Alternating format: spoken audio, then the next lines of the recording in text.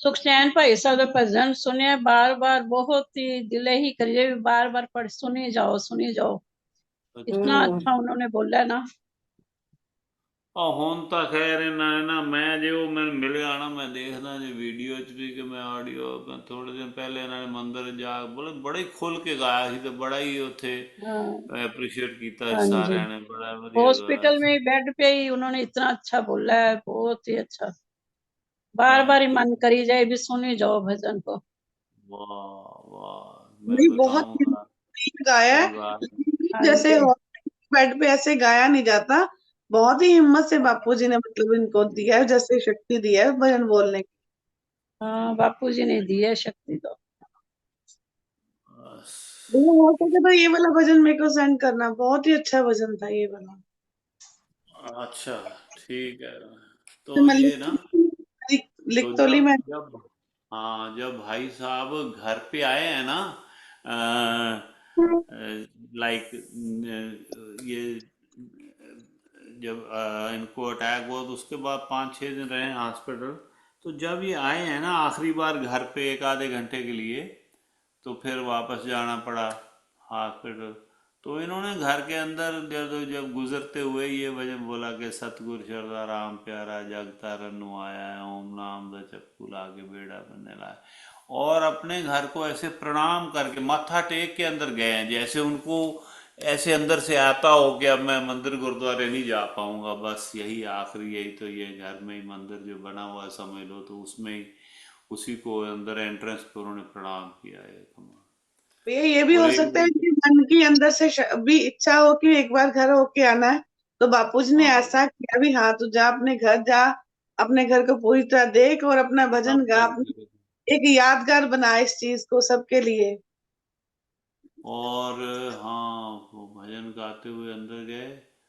और एक रात पहले माता जी का स्वप्न आया उनको भी, हाँ भाई बड़ा प्यार किया उन्होंने, तो एंड फिर रो दिए, अपनी बेटी को बताते हुए रो दिए, साथ में इमोशनल हो गए कि कितना प्यार किया माता जी ने जीवन में तुम दोनों के साथ भी, क्योंकि माँ का प्यार भी उन्होंने दिया। उनकी माँ चली गई थी, बट बहुत छोटी थी, शी वॉज ओनली 24 जिस वक्त वो चली गई थी। तो ये बच्चे छोटे छोटे थे, अमन और राधिका, जिनसे कल मिलाया था। तो वो वो उन्होंने बड़ा प्रेम दिया, मेरे माता जी ने बड़ा ख्याल रखा, सब ने ख्याल रखा इतना हमसे हो सका। तो वो उन्होंने ये बताया उनको कि मुझे इतना प्यार दिया उन्होंने स्वप्न में, और साथ में ये कहा कि अमन राधिका आपको भी कितना प्यार किया माता जी ने, ये वो, तो ऐसे कह रो दी उनको याद कर। तो ये बस जैसे ना मन उनका ऐसा जान लिया था उन्होंने।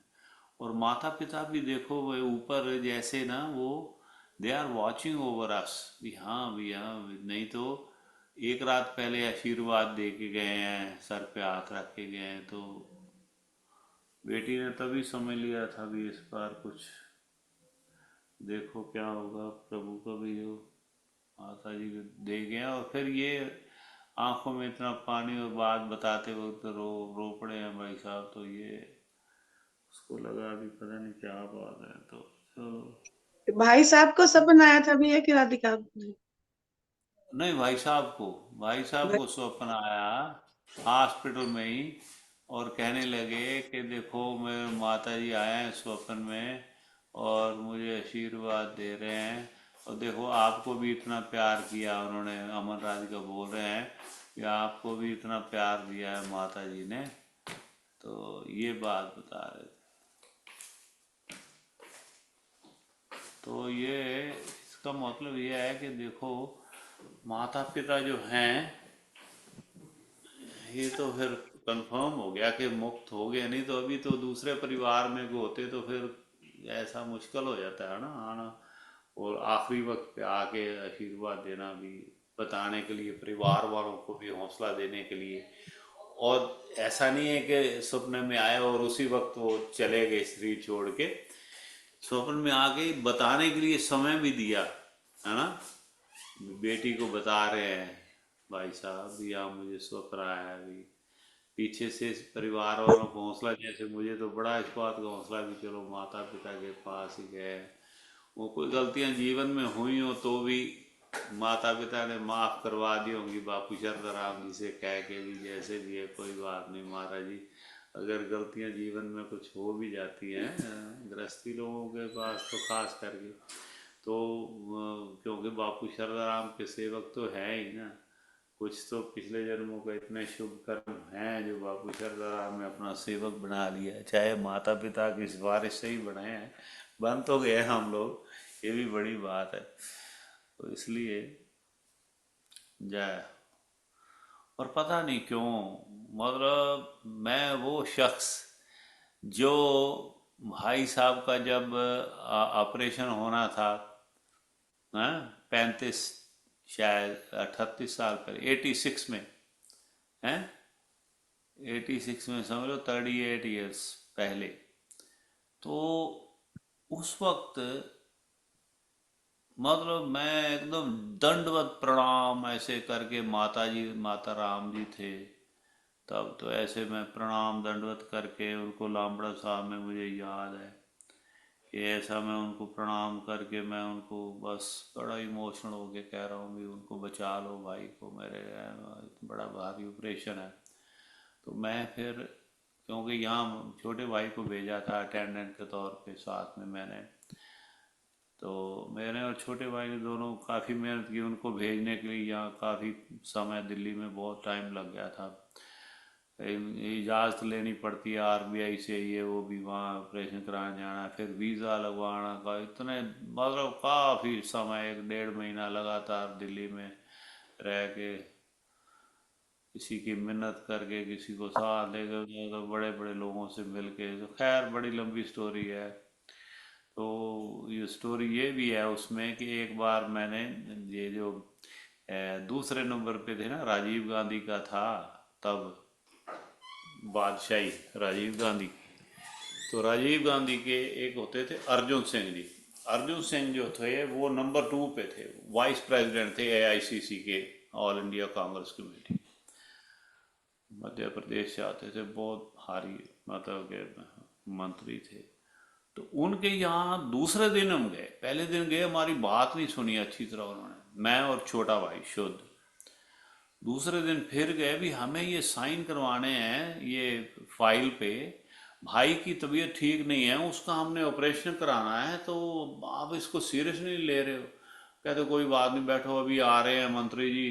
तो अभी फिर वो मतलब वहाँ के चीफ मिनिस्टर भी उनसे टाइम लेते थे, इतना बड़ा रुतबा था राजीव गांधी के साथ, बात अर्जुन सिंह जी का नाम था, इतना नाम था।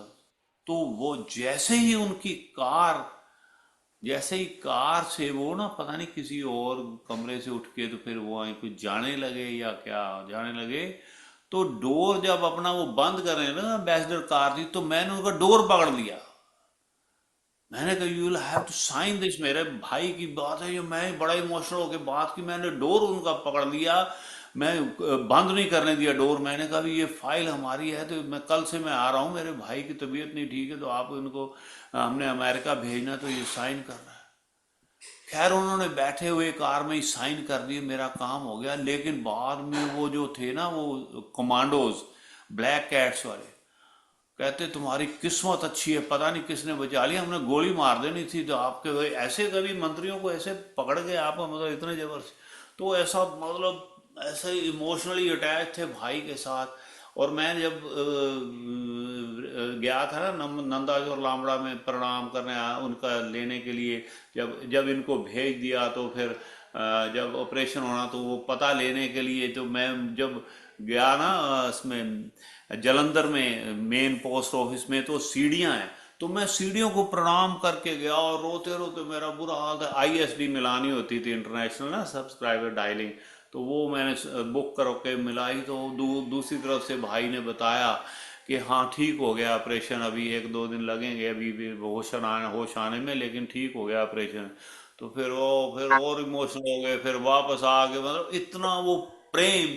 और अब मुझे इतनी शक्ति महाराज ने बख्श दी है कि अभी क्योंकि समय उनका आ गया है, तब मेरा मतलब कि हमारी दुआओं का असर होना था या जो भी है, जैसे भी मतलब अब मेरे को इतनी महाराज ने ये 2-3 साल से जो लगातार हम सत्संग कर रहे हैं, ऐसी शक्ति बख्श दी है। मैं किसी को वहां पे मैंने रोने भी नहीं दिया, और मैंने पूरा एंड तक उनको नाम जपाते रहा, सबसे सबसे भी बस आप नाम जपते रहो, ये कुछ ये नहीं फिक्र बाद में चाहे कभी, वो भी ऐसे खुशी से ही करना है जब, हाँ वो गुरु जी ने कहा था, नहीं संतों ने, ये जो ज्ञानी जी ने कहा, कहते अगर प्रेम में, अगर भगवान के प्रेम में आके उनको याद कर रहे हो पुकार करके, तो फिर आंसू आ भी जाए तो कोई बात नहीं, लेकिन ऐसे दुखी हो गए, रो गए, या हमारा ये नहीं हो रहा, हमारा मतलब पीछे से ये हम परेशान हो गए, ये वो बच्चे, या कोई ऐसा कभी नहीं रोना है। वैसे अगर मोहब्बत में, प्यार में, गुरु के प्रेम में अगर कोई आपको, आप उनको याद करके, तो अगर अगर आंसू बहते हैं तो फिर कोई बात, तो वैसे कमाल की बात है। तो इतना आपको शक्ति मिलती है, ये सत्संग बड़ी तूफानी चीज है ये, मतलब मैं तो इससे इतना प्रभावित हुआ हूँ, मेरे जीवन पे बड़ा असर हुआ है इसका। प्रभु के नाम में बहुत शक्ति है, आपको हर तरह से, इसमें काइंडनेस भी आती है आपको, मानवता के प्रति, पंछी पशु पंछियों की प्रति। अब चींटी भी अगर आती है तो चींटियों को नैपकिन से उठा के, ऐसे थोड़ा गीला करके उठा के, ऐसे बाहर जगह पे, वहाँ पे मतलब मैं बाहर छोड़ता हूँ, जब सोचता हूँ थोड़ी सर्दी है कैसे रहेंगे, फिर उनको थोड़ा सा वो प्लेट में ना, ऐसे जो पेपर प्लेट है उसमें थोड़ा सा गुड़, थोड़ा सा उसको जैसे शक्कर बना के ऐसे तो डाल देता भी, चलो भी बाहर जाए तो इनको कुछ खाने के लिए मिले। आपका, आपको, आपकी आत्मा इतनी शक्तिशाली हो जाती है, और साथ में ही दयावान भी हो जाती है, और आप मतलब कि निर्भय हो जाते हैं, भय खत्म हो जाता है, कोई भी कोई काम हो। मेरे पिताजी से सीखा मैंने, इतनी निर्भयता, इतने दिलेर, मैं कहता हूँ मतलब कमाल का जीवन मेरे पिताश्री का। तो वैसा ही आ जाता है। अब देखो भाई, कल उनको मतलब हम अलविदा करके आए हैं, हो और गया ऐसी शक्ति है प्रभु ने दी है। हुई कि, हाँ जी। ऊपर से तो ऊपर झाग डाल के दो भैया हाँ कांता जी, जी। ये कांता बहन जी, ध्यान करो कांता बहन जी। तो ये मैं आपको बता दूं, ये सारी सत्संग का ये असर है, गुरबानी का। ये अब देखो कितने कितने मतलब गुरु ग्रंथ साहब का यहाँ सुनने को, पढ़ने को मिलता है, रामायण जी का पढ़ने को, सुनने को मिलता है, भगवत गीता का पढ़ने को, सुनने को मिलता है। मतलब आप सोच नहीं सकते भी कितने हम सौभाग्यवान हैं। मैं कहता हूँ कमाल ही है मतलब। तो इससे क्या है कि आत्मा की लेवल को आपके जीवन में, मतलब कोई आए दुख सुख, इससे बड़ा देखो, सारा जन्म मेरा भाई मुझे मेरे जन्म से जानता है, हमारे 6 साल का फर्क है, को वो मुझे जन्म से जानता है, जब से मैं जन्मा हूं तब से उसके साथ रिश्ता है। कोई ऐसा जमाना था कि वो मतलब ऐसा मन, मतलब कमजोर थी, आत्मा कमजोर थी, अब आत्मा को इतनी शक्ति मिल गई है। तो ये आपको मतलब कि आपने सबने नोट किया होगा, आप सबके जीवन में बड़ा फर्क आया होगा। तो ये प्रभु हमें जैसे इस तरफ जोड़ के रखे, और कोई भी जैसा भी समा है, प्रभु तेरी मौज है, प्रभु किसी को इतनी, मैं तो ये बोलता हूँ कि ਕਿਸੇ ਨੂੰ ਬਖਸ਼ੇ 100 ਸਾਲ ਤੂੰ, ਕਦੇ ਸਦ ਲਵੇਂ ਜੰਮਦੇ ਬਾਲ ਤੂੰ, ਕਦੇ ਭਰੀ ਜਵਾਨੀ ਬੁਲਾਵੇਂ ਤੇਰੀਆਂ ਤੂੰ ਜਾਣੇ। सो ये तो जानता है, तू जाने करतार तेरियां तू जाने, इसलिए उसके काम में कोई दखल अंदाजी नहीं, कोई गिला शिकवा नहीं करना है। जैसा वो माता पिता है हमारे, माता पिता बच्चे का गलत कभी सोच नहीं सकते ना, तो वैसे ही हमारे प्रभु हमारे माता पिता हैं। तो ये समझ के चलना है कि प्रभु तेरा पाना मीठा लगे, जो तू कर रहा है तेरी मौज है। अगर हमारा कोई हमारे लिए कोई अपशब्द कह रहा है, तो हमने कोई पिछले जन्म में किसी को बोला होगा भाई, ऐसा सोच के करना है कि बिल्कुल शांत रहना। क्रोध पे अभी है तो धीरे धीरे, मैं तो यही कहता हूँ कि एक जन्म में एक जैसे काम पे भी हो जाए कंट्रोल तो बहुत है। फिर अगले जन्म में प्रभु क्रोध पे कर देना, फिर लोभ मोह पे, सारे अहंकार पे कर देना। अहंकार पे तो किया हुआ है प्रभु ने, ऐसी कृपा है वो तो।